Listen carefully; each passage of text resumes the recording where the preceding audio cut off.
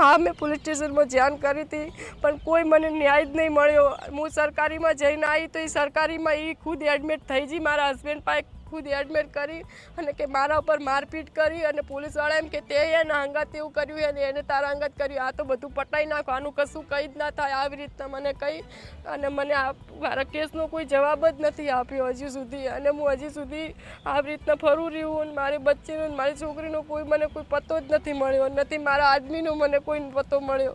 બસ મને મારી છોકરી લાવી આલો ને મને મારે બસ ન્યાય જુએ મારા આદમીનું। બસ આ મને મારી સંગત કેમ આવું કર્યું? મને પહેલાં બી બહુ જ અત્યાચાર કરી। 1.5 વર્ષે હું રીસામણેથી સાસરિયામાં આવી અને ફેરથી મારી સંગત આવી રીતનો મારપીટ કરીને મને કાઢી મૂકી।